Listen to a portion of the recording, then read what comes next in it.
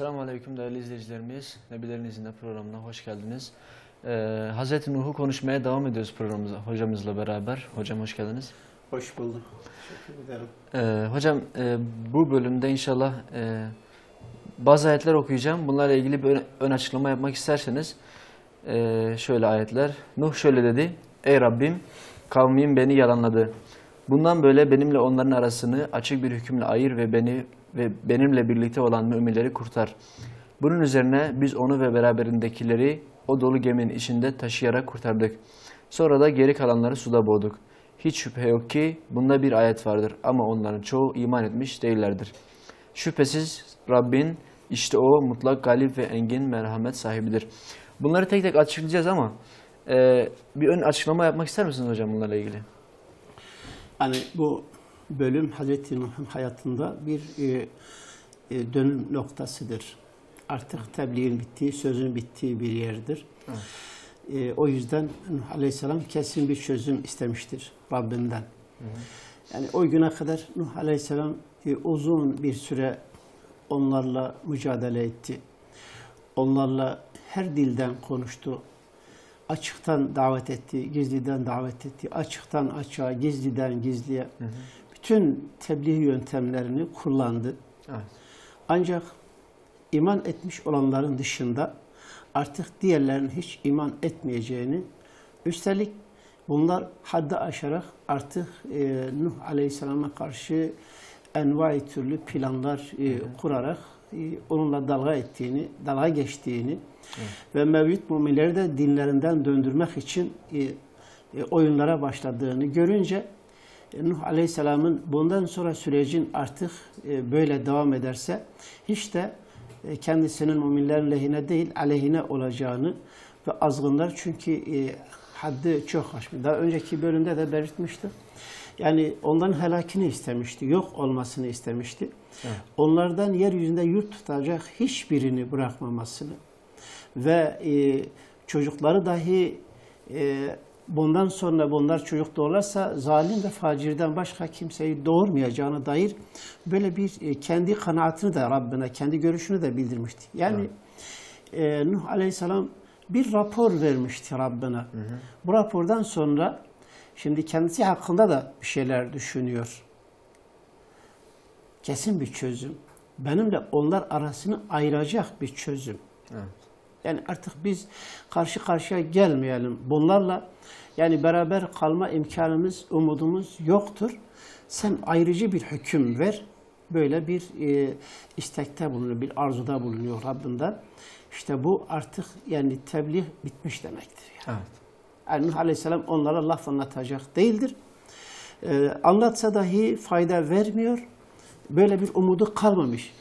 Böyle bir umutsuzluğa Nuh Aleyhisselam yani hemen böyle bir umutsuzluğa girmemiştir. Uzun bir müddetten sonra bunu konuşuyoruz. Hı hı. Yani 950 yıl bir zaman düşün yani böyle birkaç asır bir süreden sonra Nuh Aleyhisselam böyle bir kanıya varıyor ve Rabbinden böyle bir istekte bulunuyor. Yani kilitleniyor davet tamamen artık çıkmaza giriyor bir nevi. Evet. Hocam Nuh Aleyhisselam şöyle dedi diyor. Yine ayetleri bu sefer açıklayacak olursak tek tek. Şuara suresi 117-122. ayetler arasında. Nuh şöyle dedi. Rabbim kavmim beni yalanladı. Bundan böyle benimle onların arasına açık bir hükümle ayır. Ve benimle birlikte olan müminleri kurtar. Burada dediğiniz gibi Nuh Aleyhisselam Rabbine iltica ediyor. Artık bir safhadan başka bir safhaya geçmek istiyor. Yani yapacak bir şey de kalmamış görünüyor.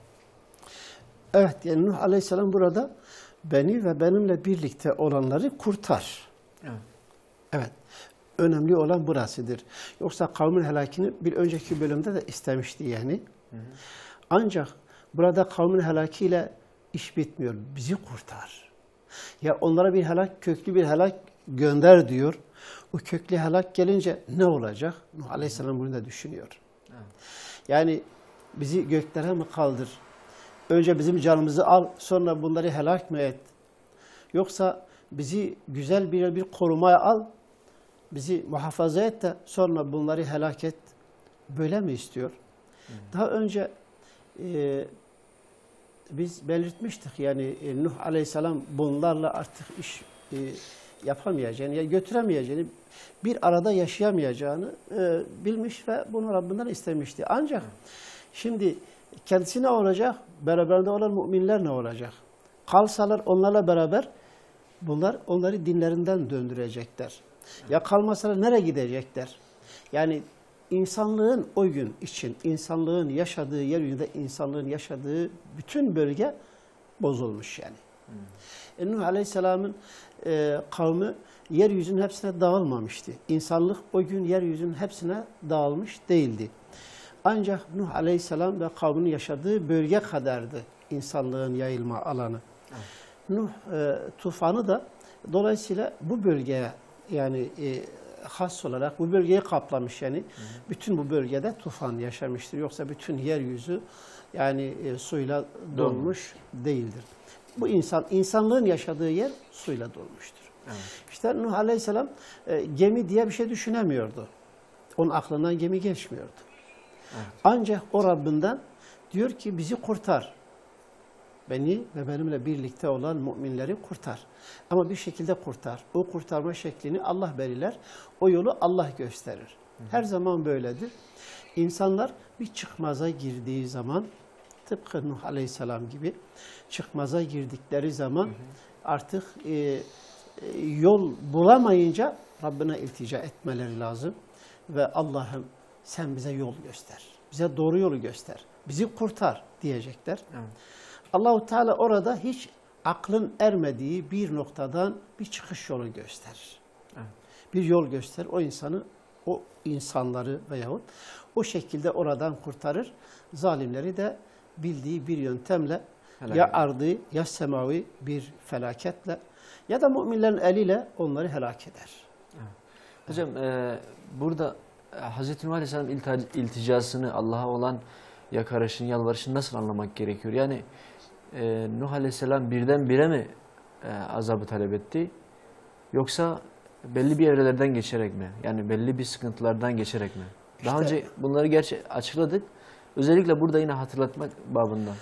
Özellikle Nuh Aleyhisselam'ın bu uslubundan çok dersler çıkarmak gerekiyor. Daha önce de belirttiğimiz gibi Nuh Aleyhisselam 950 yıl bir süreden sonra böyle bir şeye başvuruyor. Köklü bu azgın kavmin helakına yani yönelik bedduada bulunuyor. Evet. Ve onların helak olmasını istiyor. Kendisinin ve müminlerin kurtulmasını istiyor. Yani peygamberler âlicenap insanlardır. Hemen insanlara gazap edecek değillerdir. Yani Nuh Aleyhisselam onlardan işkence görmüş, horlanmış, aşağılanmış, alay edilmiş, envai türlü. Göreceğiz. Yani bu gemi olayında dahi onu bırakacak değiller. Gemi yapıncaya kadar hep böyle onunla alay etmeye, onunla dalga geçmeye devam ederler yani. Çünkü şımarık bir kavim. Allah-u Teala insanları şımarıkların şerrinden muhafaza eylesin. Bir insan şımardığı zaman çok kötü olur. Allah'ı tanımaz. Kendini müstahni görünce, kendini yeterli görünce o insanla baş etmek çok zordur. Evet. Ancak Allah bir tokatla onu akıllı eder. O tokatı yedikten sonra da işi biter yani. İşte Nuh Aleyhisselam'ın mücadelesi öyle bir mücadele ki uzun süre buna tahammül etmiş yani. Bundan dolayı ulul azm deniliyor Nuh Aleyhisselam'a. Ulul azm peygamberler azdırlar, 5 tanedir. Ulul azm peygamberlerin ilkidir Nuh Aleyhisselam. Yani ilk olarak yeryüzünde zulma, diktatörlüğe, azgınlığa karşı dik duran ve sonuna kadar mücadele eden, mücadele etmesini bilen, azmından vazgeçmeyen, sabırla mücadeleye devam eden, Allah'tan netice gelinceye kadar hiç taviz vermeyen bir peygamberdir. Evet. Yani bu tavizsizliği böyle 950 yıl bir zaman, öyle az bir zaman değildir. Ya insanın diline böyle söylemek kolay geliyor da. Biz 9 gün sabredemeyiz, 9 yıl bile sabredemeyiz. O 900 yıl, 950 yıl, 950 yıl 1000 yıl yani neredeyse. 1000 yıl yani. Allah-u Teala diyor o kavmi içerisinde 1000 yıl kaldı ancak 50 yıl müstesna. Bu kameri ayların hesabına göre yani hesapladığın zaman 950 yıla geliyor. Öyle müfessirler tefsir etmişlerdir. Yani kameri hesaba göre 900, şemsi hesaba göre 950 yıl, kameri hesaba göre ise 1000 yıl kalmıştır. Bu 1000 yıl içerisinde neler yaşamış, neler. Ama hiç taviz vermemiş. Hiç putçuluğa, putperestliğe eman vermemiş. Hep mücadele etmiş. Onlarsa hep ondan yüz çevirmişler. Gözlerini kapatmışlar görmemek için. Kulaklarına parmaklarını tıkamışlar sesini duymamak için. Yüzlerini örtmüşler elbiselerini. Böyle onunla yüzle o kadar ki onu nefretlik bir insan ilan etmişler. Buna rağmen Nuh Aleyhisselam sabırla devam etmiş. Nihayet iş burada geldikten sonra da artık yeter demiş. Ya Rabbi gücüm yetmiyor. Bunlardan yani umudum kalmadı. Ama ben burada noktayı koyarken ey Rabbim sen de bunlar hakkında kesin bir ayrıcı hüküm ver. Evet. Sen de benimle onlar arasında ayrıcı bir hüküm ver yani böyle bu iş artık bitsin demek istemiştir. Tabi Allahu Teala kendi kullarını, salih kulların duasını kabul eder, peygamberlerin dualarını kabul eder. Duasını hemen kabul etmiş yani. Ancak göreceğiz bundan sonra bu kavim nasıl olacak? Nasıl helak olacak? Müminler nasıl kurtulacak? Bu da insanlık tarihinde bir ders olsun diye ya insan bir şey istiyor Allah'tan. Allah onun dileğini kabul edince ona da bir görev veriyor. Hani bu iş olacak. Sen de şunu yapman lazım. Bu iş şartlıdır. Evet. Allah-u Teala imtihan gereği yani. Özellikle peygamberlerin imtihanı daha ağır. Evet. Onların sorumluluğu daha büyük.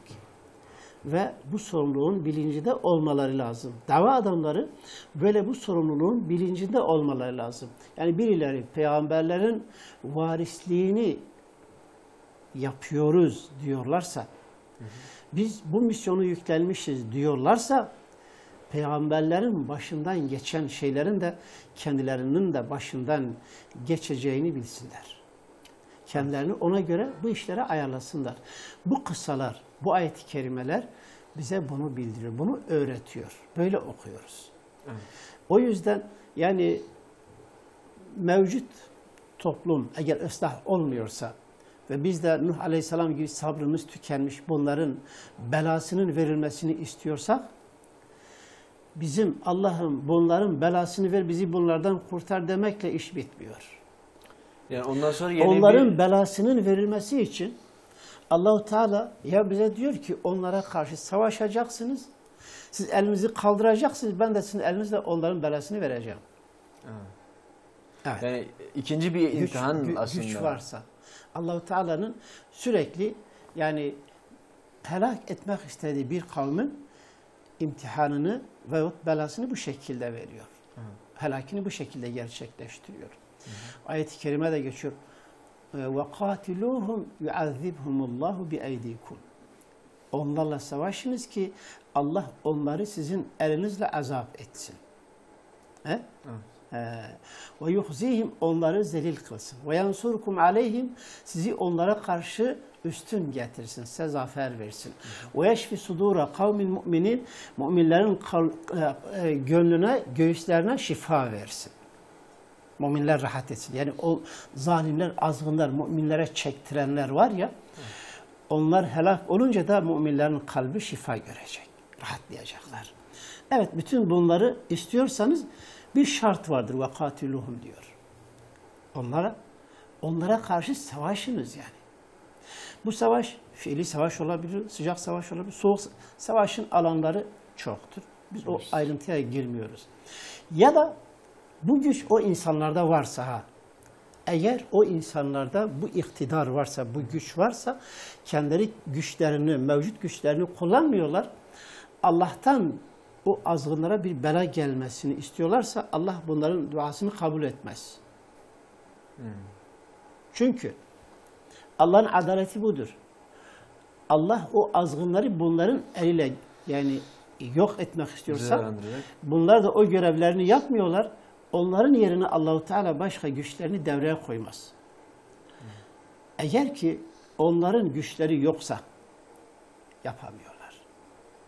Nuh Aleyhisselam gibi karşısında azın bir güruh vardır. Onunla birlikte ise çok cüzi bir toplum, birkaç kişiden ibaret. Hepsi gemiye binecek kadar bir azınlık.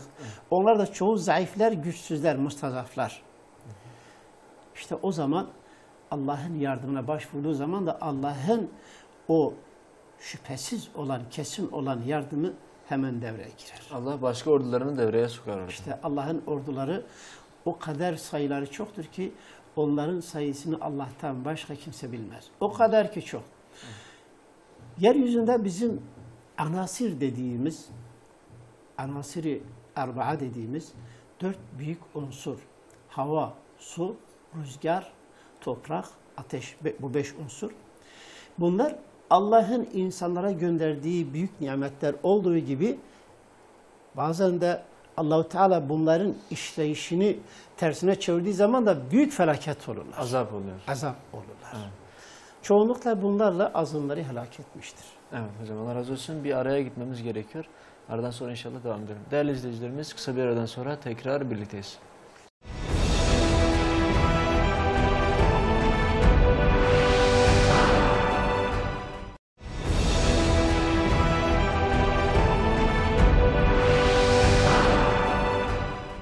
Değerli izleyicilerimiz, yeniden birlikteyiz. Hocam evet, kaldığımız yerden devam edelim. Sonra günümüz davetçileri için bir soru soracağım. Her zaman Nuh Aleyhisselam'ın gemisi gibi bir gemi gönderir mi Allah? Evet.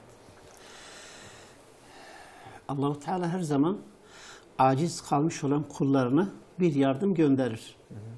Bu gemi şeklinde olur, fırtına şeklinde olur, ondan sonra deprem şeklinde olur, o zalimleri helak etmek için. Mutlaka onları bir yolla azap eder. Konumuzun 1. bölümünde de değindiğimiz gibi, yani Allah Celle Celaluhu kulları aciz kalınca azgınlara karşı, özellikle peygamberleri, yani güçleri yetersiz kalınca onlara karşı mukavemet edecek bir güç, yeterli güç yoksa ve bunlar artık Allah'ın yardımına baş vurduğu zaman ve kavmini beddua ettiği zaman, bir peygamber kavmini beddua etmediği müddetçe Allah onun kavmini helak etmez. Evet. Yani illaki peygamber artık yani öyle bir kanıya varacak, mücadelesinin sonuna kadar böyle devam edecek, sabredecek, tahammül gösterecek. Nihayet o noktaya gelince de beddua ettiği zaman Allah-u Teala hemen yıldırım hızıyla bedduasını kabul eder. Evet. O şekilde. Bu bedduasını kabul ettiği zaman da kendi katından, ordularından bir ordu görevlendirir.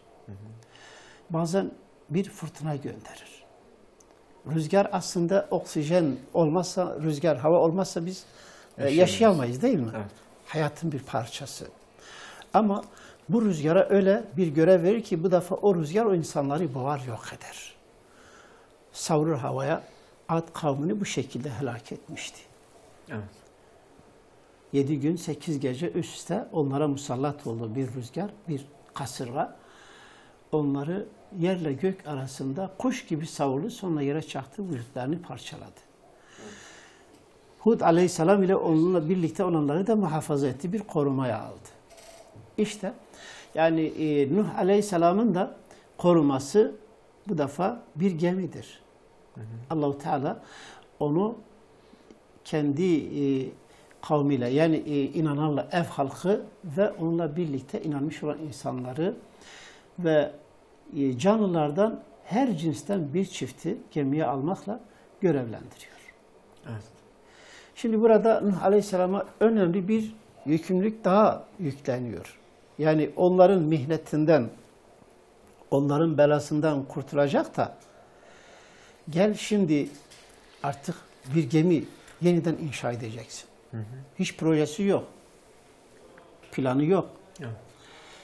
Allah-u Teala diyor ki sen bizim gözetimimizde gemi yapacaksın. Bunu ileride uzun uzadıya anlatacağız. Yani. Evet inşallah. Bu geminin mimarı Nuh Aleyhisselam değildir. O bir sanatçıdır. Allahu Teala diyor o bizim gözetimimizin altında. Bizim gözetimimizin altında gemiyi yaptı. Evet, yani projeyi bir nevi biz sunduk diyor Allah-u Teala. Evet. O verilen proje üzerine Nuh çalıştı, gemiyi yaptı. Gemi yaparken de bunlar karada ne işi var geminin ya? Diyor ki ben bunu yapacağım, karada bu yüzecek. Buralar deniz olacak. Hayal geliyor o insanlara. Maneviyata inanmayan insanlar böyledir. Yani peygamberlerin verdiği haberleri, gaybi haberlere inanmazlar.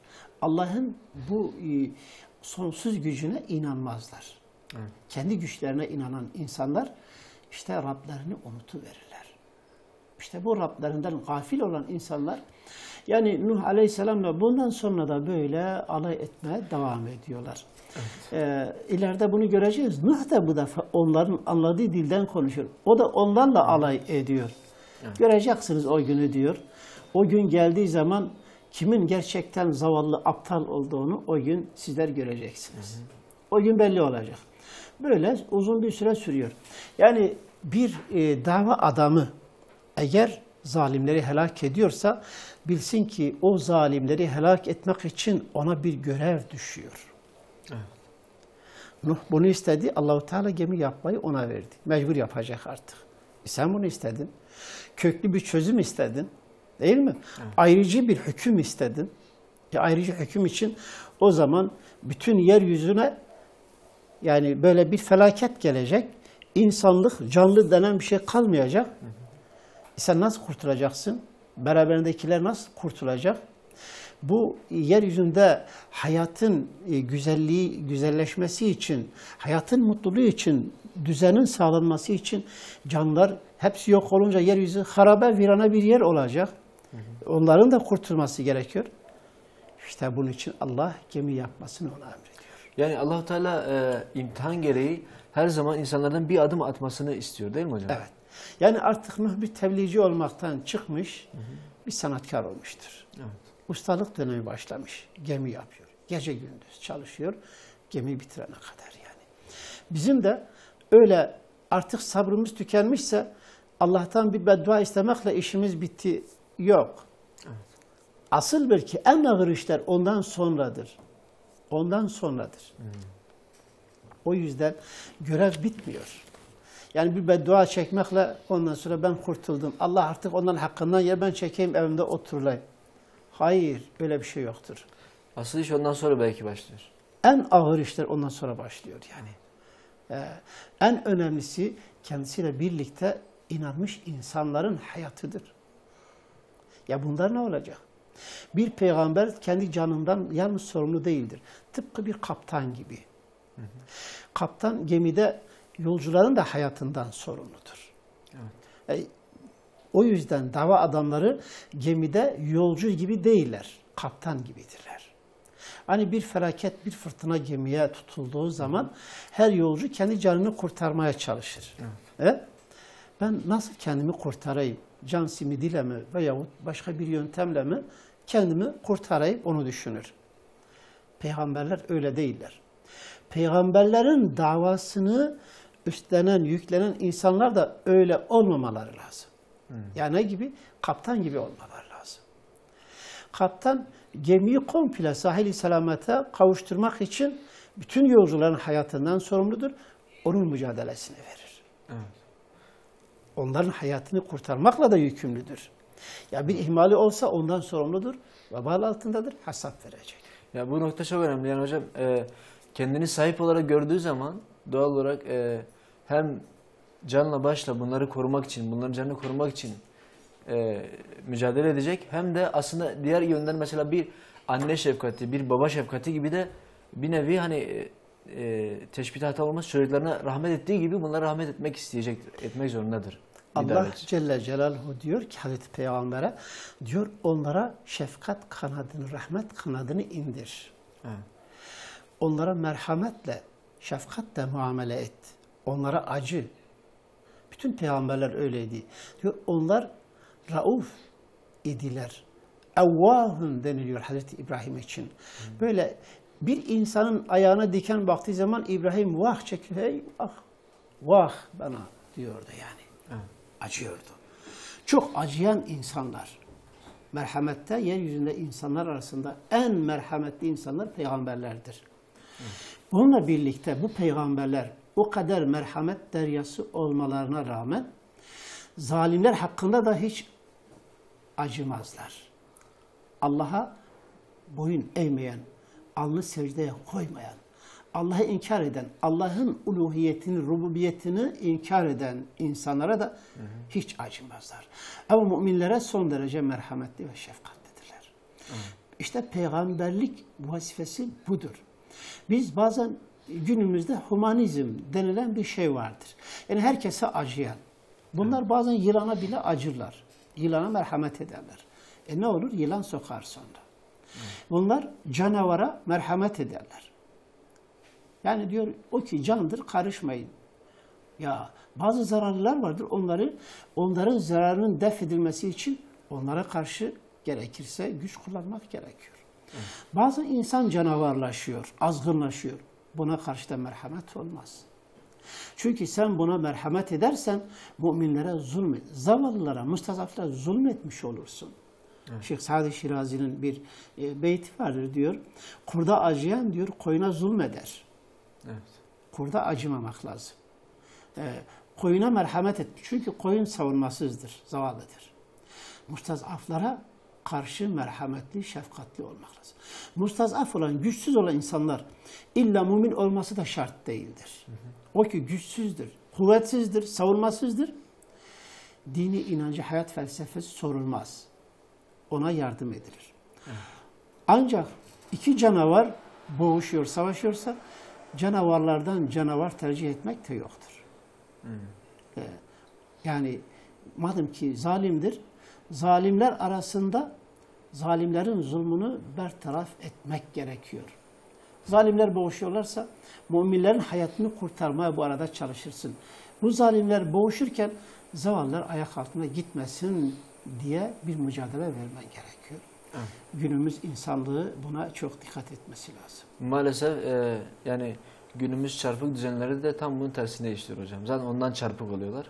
Allah'ın adaletiyle hükmetseler belki bu sıkıntılar olmaz. Yine konumuza dönecek olursak hocam. Evet. Bir davetçi her zaman kurtuluş şeyi bulamaz. Yani belki bu orada Nuh Aleyhisselam gibi kurtulabilir ama burada karşımızda Hazreti Zekeriya örneği var. Hazreti Yahya örneği var.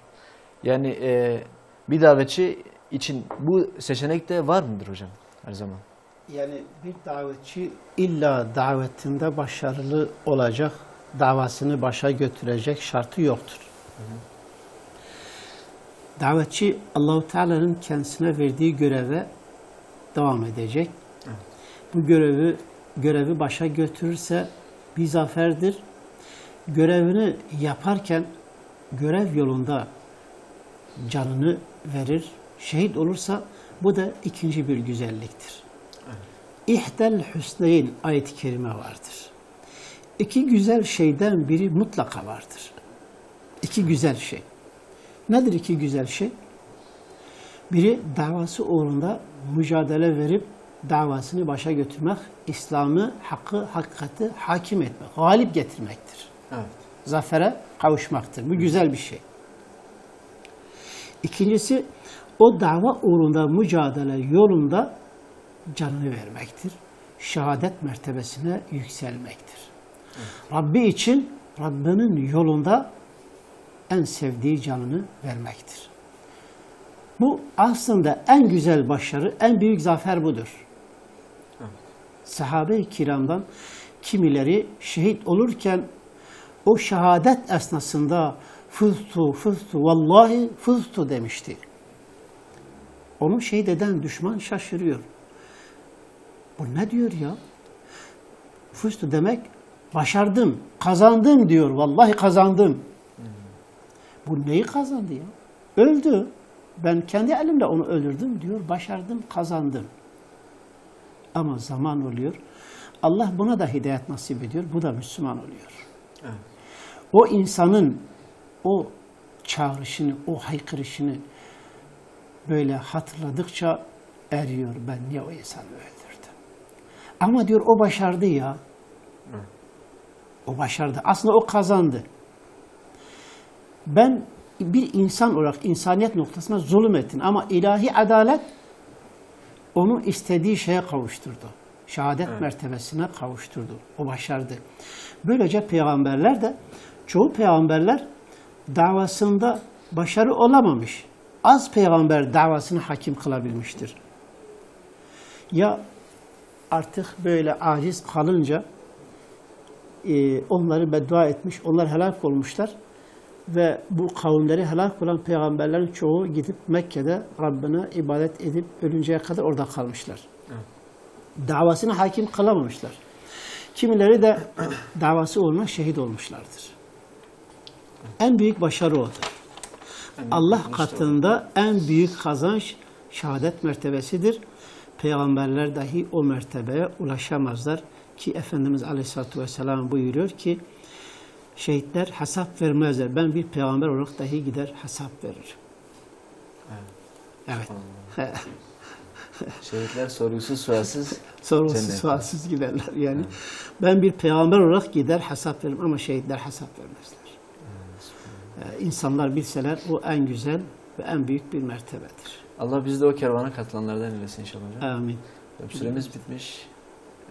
Arkadaşlarım uyarıyor. Vaktimiz kalmamış. Allah razı olsun. Değerli izleyicilerimiz, bu hafta da programımızın sonuna geldik. Haftaya yeniden buluşuncaya dek Allah'a emanet olun. Esselamu Aleyküm ve Rahmetullahi ve Berekatuhu.